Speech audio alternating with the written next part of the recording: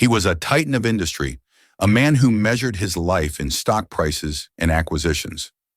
Jonathan Davenport had it all: a billion-dollar inheritance, a name that opened any door, and a future forged in cold, hard steel.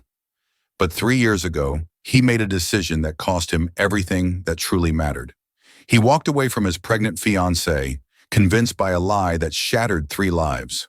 Tonight, at the most exclusive charity gala of the year, he's about to come face to face with the woman he erased from his life.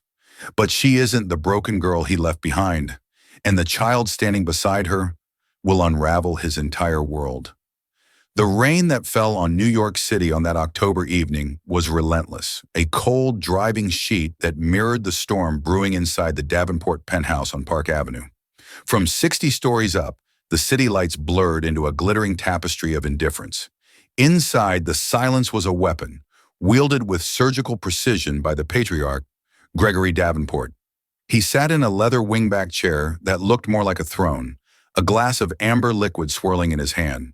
His face, a roadmap of ruthless business deals and boardroom battles, was set in stone. Across from him, his son Jonathan Davenport stood by the floor-to-ceiling windows, his own reflection a pale imitation of the man in the chair. At 28, Jonathan was the heir apparent to Davenport Industries, a global logistics empire. He had his father's sharp jawline and piercing blue eyes, but tonight they held a flicker of defiance his father was determined to extinguish. Between them, on a polished mahogany table, lay a single, damning photograph. It was of Rosemary Flynn, Jonathan's fiancée, laughing with another man at an outdoor cafe. It was innocent, a candid moment, but in the hands of Gregory Davenport, it had been twisted into a tool of destruction. "She's making a fool of you, son." Gregory's voice was a low rumble, devoid of warmth. "A Flynn from Queens, a gardener. Her father was a union plumber. Do you understand the whispers? They say she's a gold digger, a common vine trying to choke a mighty oak. And now, this," he gestured to the photo, "proof of her character, or lack thereof." "It's a picture, Dad," Jonathan said, his voice tight. "Her friend from college was in town. She told me about it." "Did she?" Gregory leaned forward, the ice in his glass clinking like a tiny bell of doom. "Did she also tell you she's been seeing a Dr. Albie Finch? Privately? We ran a check. He's an obstetrician. But here's the interesting part." He slid a second document across the table, a preliminary paternity report. The font was stark, the conclusion brutal. Probability of paternity, 0%. Jonathan stared at the paper, the world tilting on its axis. The words swam before his eyes. He felt the air leave his lungs, replaced by a cold, hollowing dread. Rosie was pregnant. She had told him 2 weeks ago, her eyes shining with tears of joy, her hands trembling as she held up the positive test. He had been ecstatic, lifting her into his arms, imagining a life beyond balance sheets and board meetings, a life with her, with their child. Now that beautiful image was shattering. "The dates don't add up, Jonathan," Gregory pressed, his voice softening into a mock-sympathetic tone. "She tells you she's pregnant, and our sources confirm she was seeing this doctor weeks before? She tried to pass another man's child off as a Davenport heir, to secure her position, to secure our fortune." Jonathan's mind was a whirlwind of confusion and betrayal. He thought of Rosie's goodness, her gentle hands that could coax life from dormant soil, the way she laughed with her whole body, the quiet strength in her hazel eyes. It couldn't be true, but his father was relentless. Gregory had spent Jonathan's entire life molding him, teaching him that trust was a liability and emotion was a weakness. He had groomed Jonathan to see the world as a chessboard of assets and threats, and Rosie in his father's eyes had always been a threat. "This is a lie," Jonathan whispered, more to himself than to his father. "Is it?" Gregory stood and walked over to his son, placing a heavy hand on his shoulder. "Or is it the truth you've been refusing to see? The world we live in isn't a fairy tale. People want what we have. They will lie, cheat, and deceive to get it. You are my son. You are a Davenport. You will not be brought down by a manipulative girl from the outer boroughs." The words, poisoned with years of conditioning, found their mark. Doubt, a seed planted by his father long ago, began to sprout, its thorny vines wrapping around his heart. He thought of the photo again, of the name of a doctor he didn't recognize, of the cold, hard science on the paper in front of him. His father had never been wrong about business. Why would he be wrong about this? The next evening, he met Rosemary at their favorite Italian restaurant in the village. A cozy place with checkered tablecloths and dripping wax candles. It was where he'd first told her he loved her. Tonight, it would be the place he destroyed her. She was already there, a radiant smile on her face. She was wearing the simple green dress he loved, her auburn hair catching the candlelight. She placed a hand on her still flat stomach as he approached. "I was just telling our little bean about its father," she said, her voice a happy hum, "that he has the kindest eyes and the most ridiculous obsession with spreadsheets." Jonathan didn't smile. He sat down, the weight of his father's words pressing on him like a physical force. He couldn't meet her eyes. "Rosie," he began, his voice a cold, unfamiliar thing. "We need to talk." The light in her eyes dimmed, replaced by a flicker of confusion. "Okay. Is everything all right, Johnny? You seem distant." He had rehearsed this. His father had helped him craft the words. Clean, efficient, and final, like severing a bad investment. "This isn't working," he said, the phrase tasting like ash in his mouth. "Us. This engagement." Rosemary stared at him, her smile gone completely. "What are you talking about? We're having a baby. We're getting married in the spring." "No," Jonathan said, finally forcing himself to look at her. He hardened his expression, channeling his father. "We're not. The wedding is off." Her face crumpled. "Why? What happened? Was it your father again?" "Johnny, we can talk this through. Whatever it is, we can fix it." "There's nothing to fix," he said, the lie searing his tongue. He had to make her believe it, had to make a clean break. He couldn't tell her about the report. His father had forbidden it, calling it a private family matter not to be debated with an outsider. He had to use a different cruelty. "I've thought about it, about our lives. They're too different. My world, it's not for you. This was a mistake." Tears welled in her eyes, spilling onto her cheeks. "A mistake? Loving me was a mistake. Our baby is a mistake." Her voice was a raw whisper of disbelief and pain. "The situation has changed," he said, the corporate jargon sounding obscene in this intimate space. "I'll make sure you're taken care of course, financially. There will be a generous settlement." That was the final blow, the suggestion that she could be bought off. Her devastation morphed into a flash of fierce, wounded pride. She stood up, her chair scraping loudly against the floor. Every head in the small restaurant turned to look. "A settlement?" she repeated, her voice trembling with a rage born of pure heartbreak. "You think you can pay me for my love? For our child? You coward!" She pulled the antique sapphire engagement ring from her finger, his grandmother's ring, and threw it on the table. It clattered against a bread plate before settling, its sparkle a mockery of their broken promise. "Keep your money, Jonathan," she spat, her face pale but her gaze steady and filled with a fire he had never seen before.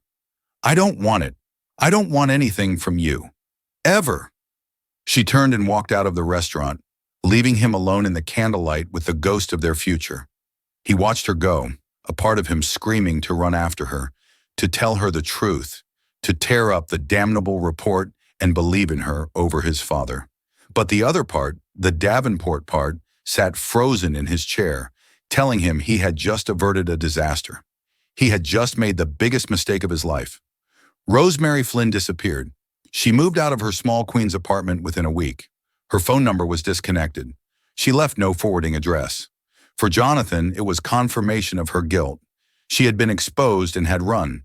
He threw himself into his work, sealed the memory of her away in a cold, dark vault in his mind, and allowed his father to guide him.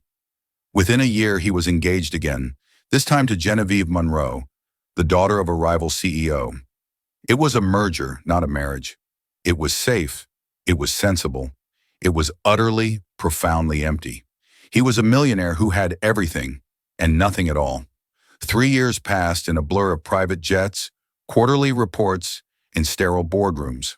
Jonathan Davenport, now Chief Operating Officer of Davenport Industries, moved through life with a detached efficiency that had earned him the nickname the Shark on Wall Street. He and Genevieve Monroe were the city's power couple, their faces gracing the pages of business magazines and society columns. Their life was a meticulously curated performance of success. The wedding was set for the following spring, a grand affair designed to solidify the alliance between two corporate dynasties. Jonathan was living the life his father had designed for him. He was miserable. The annual Children's Health Foundation Gala was the pinnacle of New York's philanthropic season. Held in the grand ballroom of the Metropolitan Museum of Art, it was a sea of haute couture, legacy jewels, and the quiet clinking of champagne flutes. Davenport Industries was a primary sponsor, and Jonathan was there to represent the family name, Genevieve clinging to his arm like an expensive accessory. "Darling, isn't that Senator Thompson over there?" Genevieve whispered, her eyes scanning the room for opportune connections.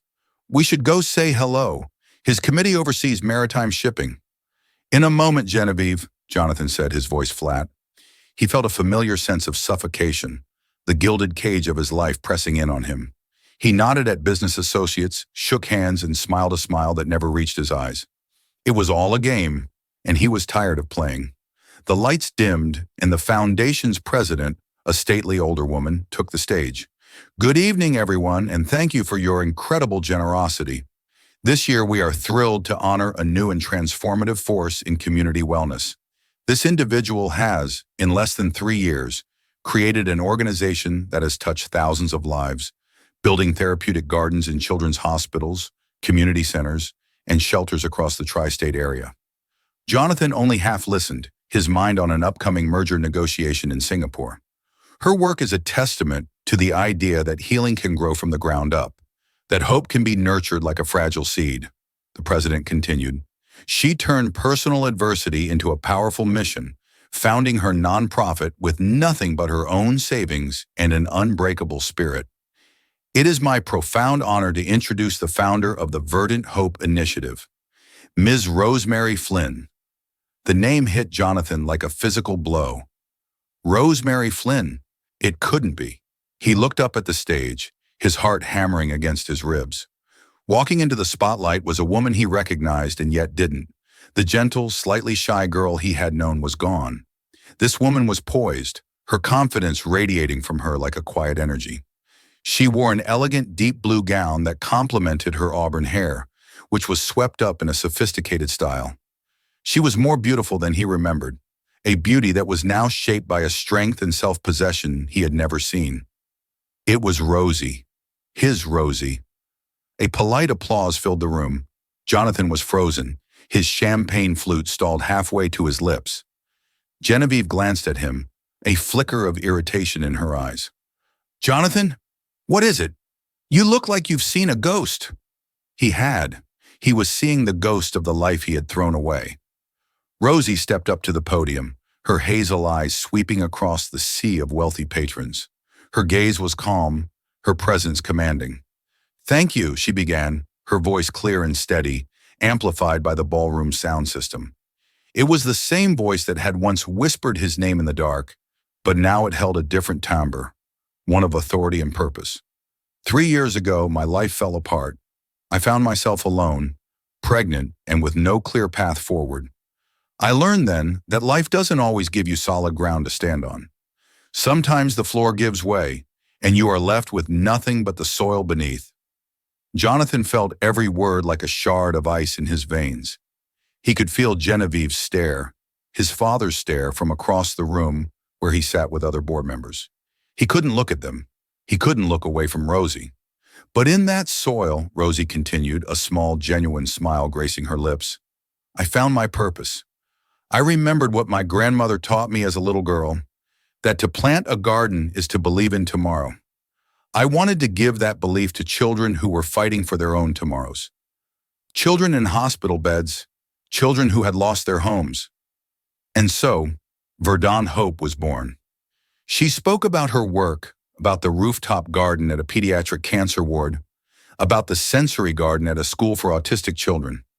She spoke with a passion that was so pure, so real, it made everything else in the room, the diamonds, the power plays, the empty chatter, feel cheap and insignificant.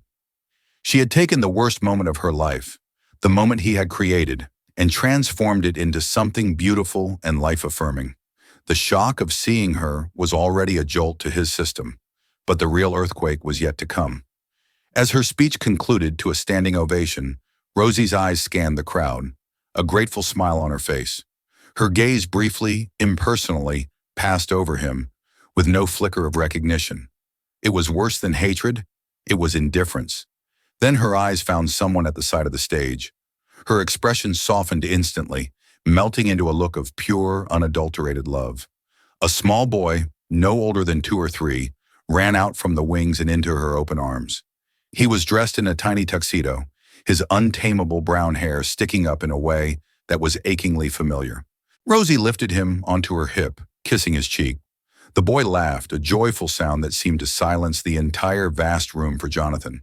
The boy turned his head, looking out at the audience with wide, curious eyes. And Jonathan Davenport's world stopped. The boy had his hair. He had the distinct shape of his jaw. But most of all, he had his eyes. Not just the color, that same piercing Davenport blue, but the exact shape, the same intensity. It was like looking at a photograph of himself as a child. Genevieve gasped beside him. "My God, Jonathan, Jonathan couldn't breathe. The paternity report. 0 and 0%. The lies his father had fed him. She tried to pass another man's child off as a Davenport heir. It was all a lie. A catastrophic, life-altering lie. That was his son. His son. He had a son. A son he had abandoned before he was even born. A son who was being raised by the incredible woman he had shattered and thrown away. The room began to spin. The polite applause, the clinking glasses, the swell of the orchestra, it all faded into a deafening roar in his ears. He saw his father, Gregory, across the room, his face a mask of cold fury, his eyes boring into Jonathan's, sending a clear, silent message. Do nothing. Say nothing. But for the first time in his life, Jonathan didn't care what his father wanted. He shoved his champagne flute into Genevieve's hand, muttering, "I have to go," and pushed his way through the stunned crowd. He stumbled out of the ballroom, past the pharaoh's tomb and the Greek sculptures, their ancient eyes seeming to judge him. He burst through the museum's main doors and into the cool night air, gasping for breath. The image of the boy's face burned into his mind. His son. His name was probably Leo, or Sam, or something wonderful that Rosie had picked out. He would be turning 3 soon. He probably liked dinosaurs and building blocks. He had a mother who was a hero, and he had a father who was a monster.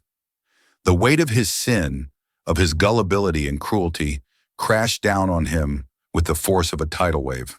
The shark was drowning. The days that followed the gala were a waking nightmare for Jonathan. Sleep offered no escape, his dreams filled with the image of a small boy with his eyes and a woman whose strength shamed him. He was a ghost in his own life. At a tense Davenport Industries board meeting, he stared blankly at profit and loss statements, the numbers blurring into the face of his son. The Singapore merger, once the focus of his entire world, now seemed like a foolish, insignificant game. "Jonathan, are you with us?" His father's sharp voice cut through the fog. "The delegation from Tanita Corp arrives Thursday. You are leading the presentation." Jonathan looked at his father, truly looked at him, for the first time seeing not a powerful mentor, but a master manipulator, the architect of his ruin. "I can't," he said, his voice quiet but firm. "Postpone it." A stunned silence fell over the boardroom. Jonathan Davenport did not postpone. He conquered. Gregory's eyes narrowed into dangerous slits. "We'll discuss this later." The first casualty of his new obsession was Genevieve. She found him in his home office late one night, surrounded by printouts from the Verdant Hope Initiative's website. Photos of Rosie laughing as she worked in a garden with a group of children. Photos of his son, she had named him Leo, patting soil into a pot. Leo Flynn, not Davenport. The name was a constant, stabbing reminder of what he had lost, what he had thrown away. "What is this, Jonathan?" Genevieve demanded, her voice laced with accusation. "You've been a zombie since that night. You're jeopardizing the Tanita deal. You're jeopardizing us." "This was never about us, Genevieve," he said, his back to her. "This was a contract, and I think I want to terminate it." "Because of her?" she scoffed. "The gardener? Don't be a fool. Your father was right to get her out of your life. She would have been an anchor dragging you down." Jonathan spun around, his eyes blazing with a fury she had never seen. "My father? He told you about it." Genevieve faltered, realizing her misstep. He mentioned his concerns, that's all. That she wasn't trustworthy." The pieces were clicking into place, forming a hideous picture. "Did you know, Genevieve? Did you know he lied to me?" "Lied! He was protecting you," she retorted, her voice rising. "Protecting the family, protecting our future." Her words were a confession. She knew. She had been complicit in the lie, at least by her silence. He looked at this woman, his fiancée, and felt nothing but revulsion. "Get out," he said, his voice lethally low. "Jonathan, don't do this. Get out." He called the one person he knew he could trust, a man who had been his friend long before the Davenport fortune had shaped him into a weapon. Finn O'Connell was a brilliant, scrappy litigator who had built his own firm from the ground up, a man who saw the world in terms of justice, not profit. They met at a dark, quiet bar downtown, far from the prying eyes of their world. Jonathan laid out the whole story: the relationship with Rosie, the pregnancy, his father's interference, the faked report, the gala, and the soul-crushing sight of Leo. Finn listened patiently, nursing a beer, his expression growing more grim with every word. "Jesus, Johnny," he said when Jonathan finished, his Irish brogue thickening with emotion. "He didn't just lie to you. He detonated your life, and you let him." "I know," Jonathan said, his voice hoarse. "I was a coward. I was weak. I believed him because it was easier than fighting him. But I have to fix it, Finn. I have to try." "Fixing it starts with the truth," Finn said, his lawyer brain kicking into gear. "All of it. We need proof. The paternity report he showed you, do you have a copy?" "No, I never even thought to keep it." "Of course not. He wouldn't let you. It was probably a forgery, created by his own people." "Dr. Albie Finch, you said? The obstetrician? We start there, and we need to find out who took that photo he used against her." Finn leaned forward, his eyes intense. "This is going to be ugly, Johnny. You're going up against Gregory Davenport. He doesn't lose." "I've already lost everything that matters," Jonathan replied. "I have nothing left to lose." His first attempt to contact Rosie was a disaster. He found the address for the Verdant Hope Initiative, a modest but beautifully kept brownstone in Brooklyn that served as its headquarters.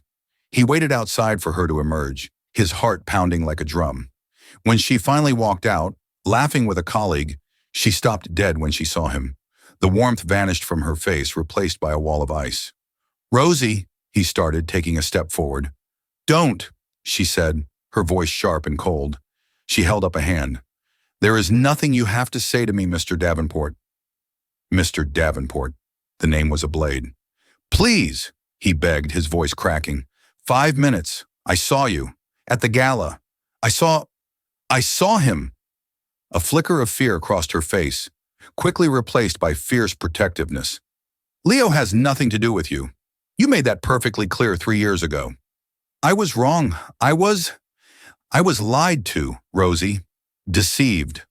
She gave a short, bitter laugh. "Is that what you're telling yourself now, to sleep at night? That you were a victim?" "You made your choice, Jonathan. You chose your father and your money over me and your own child. You looked me in the eye and told me our love was a mistake. Don't you dare try to rewrite that now. Stay away from me, and stay away from my son." She turned and walked away without a backward glance, leaving him standing on the pavement, her words echoing in the space between them. He had expected anger, but he had not been prepared for the sheer, impenetrable finality in her voice. The hope he'd harbored withered. Meanwhile, Finn's investigation began to bear fruit, dark and rotten. Dr. Albie Finch's practice had mysteriously closed down 2 years ago. Finn's investigator tracked him to a lavish retirement community in Florida, one far beyond the means of a simple obstetrician. A deep dive into his financials revealed a one-time consulting payment of $250,000 from a shell corporation that Finn traced back to Davenport Industries, dated 1 week after Jonathan and Rosie's breakup. The next piece came from a disgruntled former employee in Gregory's security detail. For a price, he was willing to talk. He confirmed that he had been ordered to tail Rosemary Flynn 3 years ago. The man she was photographed with was her openly gay best friend from design school. The photos were intentionally framed to look intimate. The operative who took them was Genevieve Monroe's cousin, a freelance photographer. The conspiracy was deeper and more venomous than Jonathan had imagined. It wasn't just his father. Genevieve had been an active participant. Her jealousy and ambition had aligned perfectly with Gregory's snobbery and control. They had worked in concert to surgically remove Rosie from his life. The final, most damning piece of evidence came from a source Jonathan never expected. One evening, there was a knock on his apartment door. It was Mrs. Gable, his father's personal assistant for over 30 years, a quiet, unassuming woman who had been a fixture in his life since childhood. She looked terrified, clutching a data stick in her trembling hand. "Mr. Jonathan," she whispered, her eyes darting nervously down the hallway. I can't live with it anymore. What he did to that poor girl." She had been the one to print the forged paternity report on Gregory's private office printer. She had overheard the phone calls with Dr. Finch. She had watched as Gregory and Genevieve celebrated their victory after Jonathan ended the engagement. Her conscience had been eating away at her for 3 years, and seeing Rosie's speech at the gala was the final straw. "It's all on here," she said, pushing the data stick into his hand. "Copies of the emails between your father and Dr. Finch, the wire transfer confirmations, a recording of a phone call he made to Genevieve where they discussed the plan." "I'm so sorry, Jonathan. I was too afraid to speak up." Jonathan took the stick, his hand shaking. "You are the bravest person I know, Mrs. Gable. Thank you." He now held the truth in his hand, a truth so toxic it could destroy his family, his company, and the last vestiges of the man he once was. But it was also the only key that could ever unlock the door to a future he so desperately wanted, a future with his son. He now had the ammunition. The only question was where and when to fire the shot. The perfect opportunity for the reckoning presented itself with an almost poetic irony. In a desperate attempt to control the narrative and pull Jonathan back into the fold, Gregory Davenport had orchestrated a press conference. The announcement, a major philanthropic partnership between Davenport Industries and the Verdant Hope Initiative. It was a brilliant, ruthless move. By publicly aligning with Rosie's nonprofit, Gregory could portray the Davenports as benevolent patrons, while simultaneously forcing Jonathan and Rosie into a professional relationship he could monitor and manipulate. He had even managed to coerce Rosie's board into accepting, framing the multi-million-dollar donation as an offer they couldn't refuse for the sake of the children they served. The press conference was held in the glass-walled atrium of the new Davenport Tower. A podium stood before a backdrop of the two logos, side by side, the cold, sharp angles of the Davenport D and the gentle, leaf-like V of Verdant Hope. The room was packed with journalists, industry leaders, and board members from both organizations. Jonathan arrived just as his father was taking the stage. He saw Rosie standing to the side, her expression professional but strained. She looked trapped. Their eyes met for a fleeting second across the crowded room, and in hers he saw not just coldness, but a flicker of despair.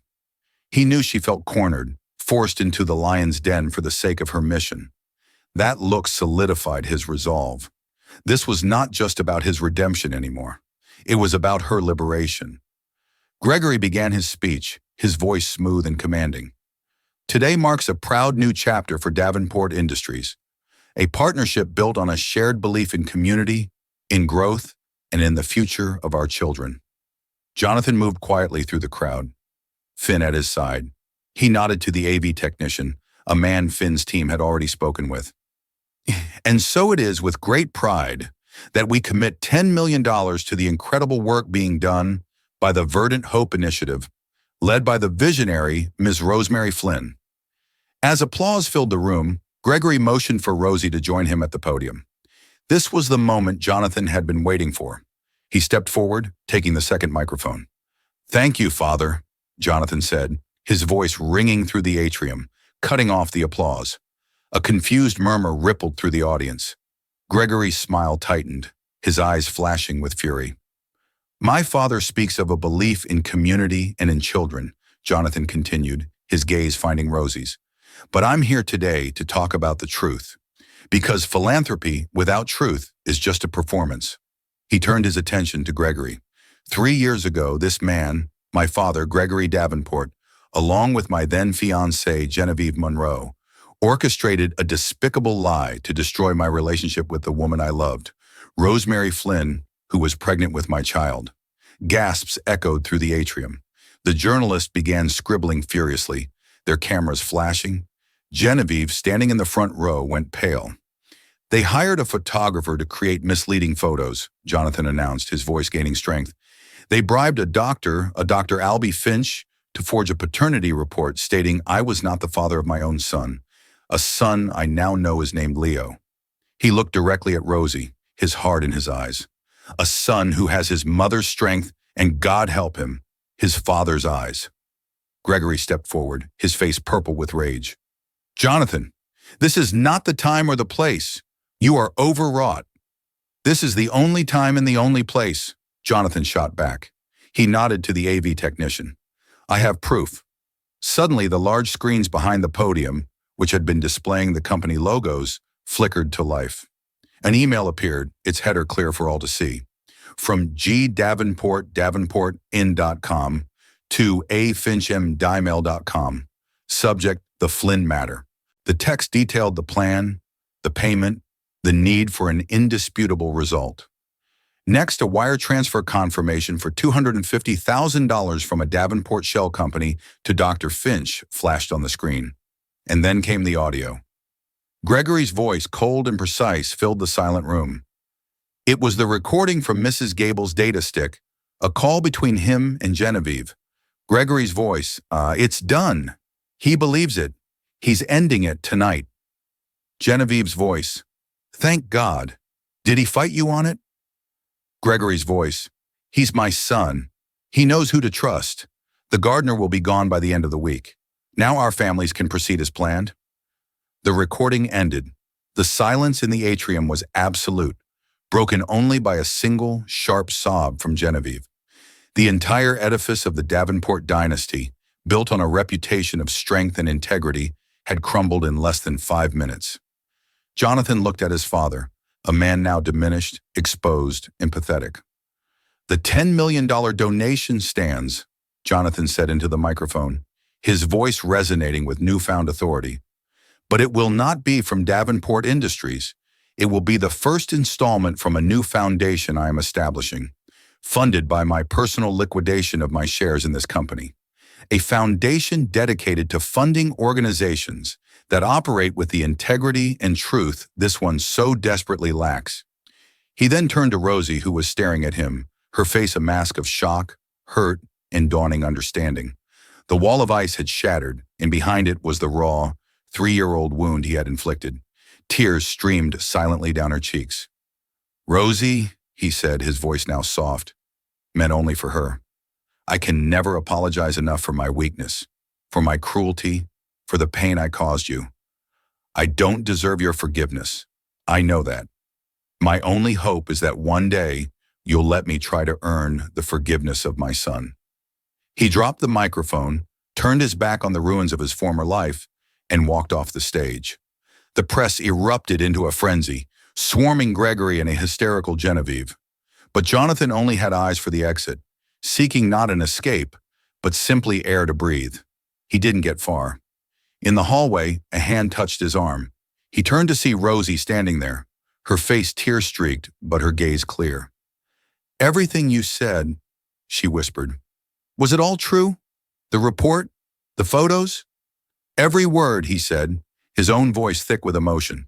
I was a fool, Rosie, a puppet, and I am so sorry. She searched his face, looking for the young man she had loved, and seeing instead a man broken and remade by his own devastating mistake. She didn't offer forgiveness. She didn't offer an embrace. She simply nodded, a slow, thoughtful gesture. Leo's in the daycare center upstairs, she said quietly. He likes to play with the blue blocks. It wasn't absolution, it wasn't a promise, but it was a door, cracked open just enough for a sliver of light to get through. For the first time in 3 years, Jonathan Davenport felt a glimmer of hope. The hard part, the reckoning, was over. The harder part, the rebuilding, was just beginning. The sound of children's laughter and the clatter of wooden blocks echoed from the daycare center on the top floor of the Davenport Tower. A space Jonathan had only ever known as a line item on a corporate social responsibility budget. Now it felt like the most intimidating boardroom he had ever approached. He stood outside the glass door, his heart a frantic drum against his ribs. Through the cheerful decals of cartoon animals, he could see him. Leo. He was sitting in the middle of a colorful rug, meticulously stacking blue blocks into a wobbly tower. He had a look of intense concentration on his face, his brow furrowed in a way that was so familiar it made Jonathan's breath catch in his throat. It was the same expression Jonathan wore when analyzing a complex market trend. This tiny human was a part of him. Taking a deep, unsteadying breath, he pushed the door open. A caregiver looked up and smiled, but Jonathan's eyes were locked on the boy. He walked slowly, cautiously, as if approaching a rare and timid creature, and knelt a few feet away from the rug. Leo looked up, his blue eyes wide and inquisitive. He was not afraid, just curious about the tall man in the suit. He clutched a block in his small hand. "Hello," Jonathan said, his voice barely a whisper. He didn't know what to say. "I'm your father. I'm sorry I'm 3 years late." The words were impossible. Leo just stared, then turned his attention back to his tower, placing another blue block on top with a soft thunk. Jonathan just watched him, a universe of regret and love swirling inside him. He had missed everything. His first steps, his first words, his first wobbly tower of blocks. A shadow fell over him, and he looked up to see Rosie. She stood with her arms crossed, her expression unreadable. She had composed herself after the chaos of the press conference, but the storm was still visible in her eyes. "He doesn't know you," she said, her voice quiet but not unkind. It was a statement of fact. "To him, you're just a stranger." "I know," Jonathan said, his gaze returning to Leo. How do we start?" Rosie was silent for a long moment, watching the man she once loved and the child she had raised alone. "You start with showing up," she said finally. "Consistently, without expectation. You start by being here. Saturday, at the Brooklyn Botanic Garden, 10 a.m. We go there every week. Don't be late." She knelt and scooped Leo into her arms, and the boy chattered happily to her, his tower forgotten. As she walked away, Leo looked over her shoulder at Jonathan, his blue eyes holding a lingering, simple curiosity. That first Saturday was the most awkward day of Jonathan's life. He, who could command a room of 1,000 investors, felt utterly powerless. He had shed his bespoke suit for jeans and a simple sweater, feeling like he was in a costume. He brought an absurdly large, expensive toy truck, which Leo ignored in favor of a smooth gray stone he found in a path. Rosie didn't help him. She didn't try to force an interaction. She let him founder. She let him see firsthand the world he had not been a part of. He watched as she and Leo shared private jokes, as she knew exactly how to soothe him after he tripped, as he ran to her for every question and comfort. Jonathan was an outsider, a satellite orbiting their warm, complete world. He spent most of the 2 hours walking a few paces behind them, the silence a chasm between them. But he showed up the next Saturday, and the one after that. He stopped bringing expensive gifts and started bringing a coffee for Rosie and a small fruit cup for Leo. He learned to stop trying to force his way in and just be present. He learned to watch. He learned that Leo hated loud noises, that he was fascinated by earthworms, and that when he was truly happy, he would hum a little, tuneless song. His life outside of those Saturdays was a controlled demolition. He resigned from the board of Davenport Industries, causing a stock plunge and a media firestorm. He put the penthouse on the market and moved into a comfortable but far from ostentatious brownstone in Rosie's own Brooklyn neighborhood. He ignored the furious, then pleading, then finally silent calls from his father. He settled a quiet but substantial severance with Genevieve, who disappeared from the society pages overnight. With Finn's help, he established the Leo Flynn Foundation, a name that was both an apology and a promise, and began the meticulous work of funding grassroots children's charities. One rainy Saturday, the park was not an option. He appeared at Rosie's door at 10 a.m., as instructed. She let him in with a hesitant sigh. Her apartment was bright and filled with plants, a stark contrast to the cold, minimalist spaces he had always inhabited. Leo was building a fort out of cushions in the living room. "I was wrong about you," she said abruptly as she poured him a cup of coffee. Jonathan looked up, surprised. "What do you mean?" "That day in the restaurant," she said, not looking at him, busying herself with the coffee mugs. "I called you a coward, and you were, but I never thought you were capable of changing, of this." She gestured vaguely around her, meaning his presence, his consistency, his quiet effort. "I'm not doing it for praise, Rosie," he said softly. "I know," she replied. "That's why it means something." That day, something shifted. As Jonathan sat on the floor, helping Leo arrange the cushions for his fort, the boy turned to him and said, "Push it, Johnny." It was the first time Leo had addressed him directly with a command, a sign of acceptance into his play. Jonathan's heart swelled. He pushed the cushion, and Leo giggled. Later, as Rosie read Leo a story before his nap, Jonathan stayed, sitting quietly in an armchair, simply being in the same room, a part of the domestic peace. He began volunteering for Verdant Hope. At first, the other volunteers, community members, students, retired folks, were suspicious of the infamous ex-CEO. But Jonathan came to work. He hauled bags of soil, built retaining walls, and dug in the dirt until his back ached, and his hands, once soft from years of paperwork, became calloused. He never spoke of his donation, he just did the work. He listened as Rosie instructed her teams, her passion and expertise evident in every word. He was seeing the woman she had become, not just the girl he had lost, and his admiration for her grew into a profound, humbling respect. The true turning point came on a crisp autumn evening, nearly a year after the press conference. He had stayed late at a Verdant Hope project site at a women's shelter, helping Rosie and her team finish planting a new vegetable garden. As everyone else packed up, the two of them sat on a newly built bench, watching the sunset paint the sky over the city. "Thank you for today," she said. "We wouldn't have finished without you." "It's the best work I've ever done," he replied, and he meant it. They sat in a comfortable silence for a moment before Rosie spoke again, her voice soft and heavy with memory. "I almost lost him, you know." Jonathan turned to her, confused. "What?" "When I was 7 months pregnant," she said, her gaze distant. "I got a bad flu. I was so sick and so alone. I ended up in the emergency room at a city hospital.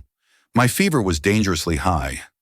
I remember lying there, terrified, holding my stomach and just praying he would be okay. The whole time, all I could think was, he needs his father. I almost called you." Jonathan felt the air leave his body.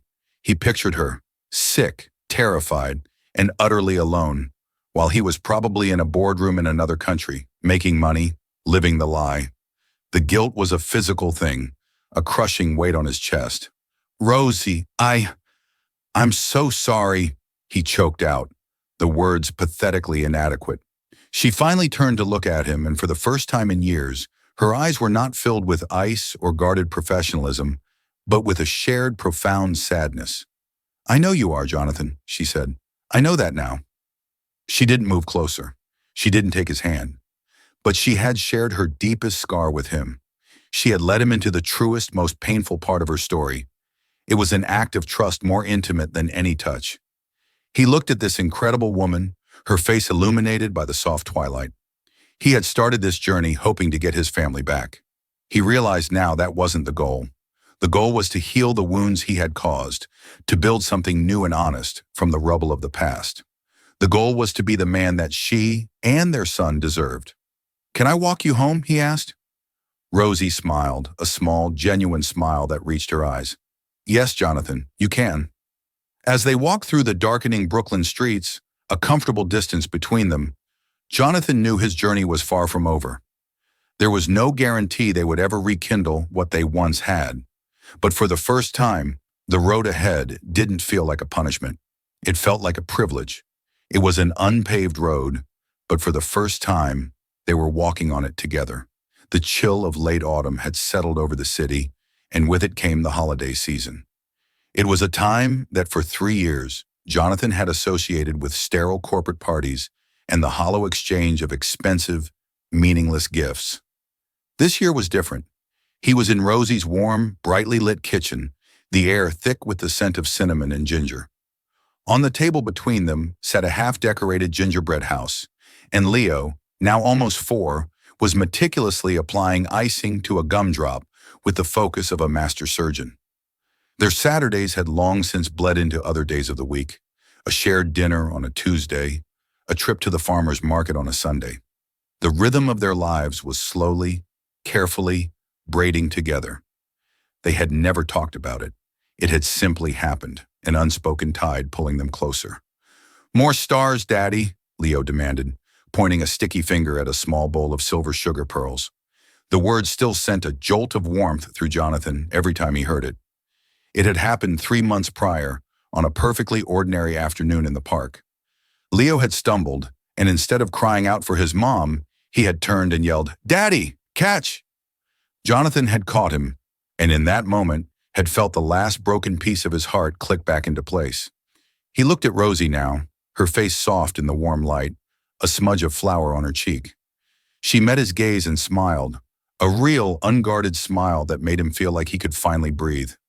"You know," she said, her voice quiet and thoughtful as she straightened a crooked candy cane on the roof, "my board is asking about the foundation, about its founder." Jonathan's hand stilled. "What are you telling them?" "I tell them he's a man who understands that rebuilding takes time," she said, her eyes holding his. "That he's more interested in laying a new foundation than talking about the old one."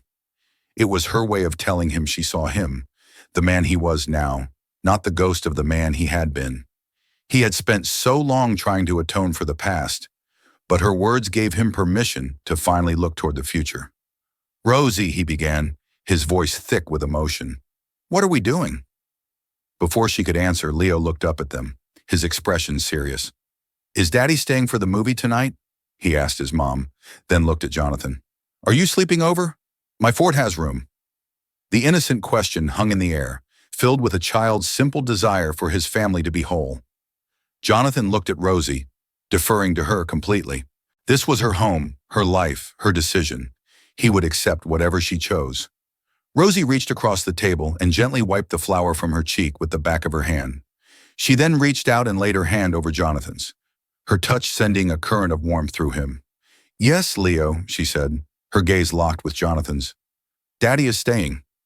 Then speaking to Jonathan, her voice was soft but clear, filled with a certainty that had been absent for so long. I think it's time you came home." Jonathan's journey was far from over.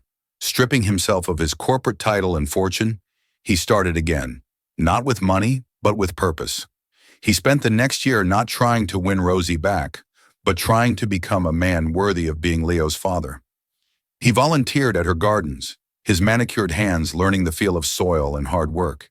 He spent Saturdays building towers with blue blocks, learning the sound of his son's laughter, and earning his trust one patient moment at a time. The story of Jonathan and Rosie isn't a fairy tale of instant forgiveness. It's a real, raw story about the devastating power of lies and the quiet, difficult path to redemption.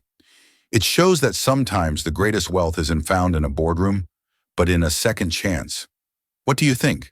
Can a betrayal that deep ever be truly forgiven? Let us know your thoughts in the comments below. And if this story moved you, please give it a like. Share it with someone who loves a powerful drama. And don't forget to subscribe for more stories that will stay with you long after you finish watching.